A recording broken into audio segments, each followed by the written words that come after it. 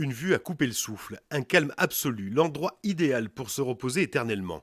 Seulement voilà, les places sont chères au cimetière de Montaigu et il faut donc faire de la place. C'est pourquoi la mairie de l'Isle-sur-Tarn a prévu de reprendre des concessions à l'état d'abandon, pas moins de 14 ici.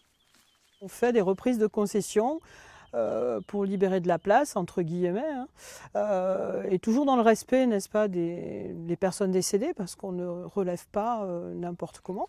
La procédure est longue et exigeante. Il faut donc, dans un premier temps, répertorier des tombes à l'état d'abandon. Ensuite, il faut prévenir les familles. C'est pourquoi des affichettes sont placées sur les pierres tombales. Il y est précisé de contacter la mairie. Un peu plus loin, au cimetière de la Perrière, un talus menace de s'effondrer. Il faut donc reprendre une trentaine de sépultures.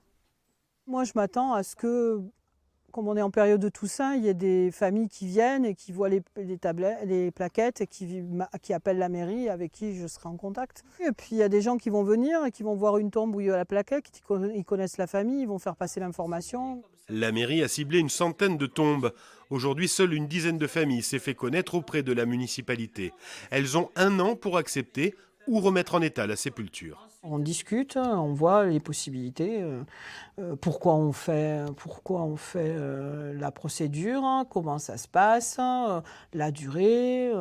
On leur explique qu'ils ne sont pas non plus pressés par le temps, puisqu'il y a 1 an, donc ils ont le temps de prendre des décisions et de faire ce qu'il y a à faire. La reprise d'une tombe peut prendre 2 ans entre la décision et l'exhumation de la sépulture. Les vestiges des concessions, elles, ne seront pas détruites. Elles rejoindront l'ossuaire communal prévu à cet effet.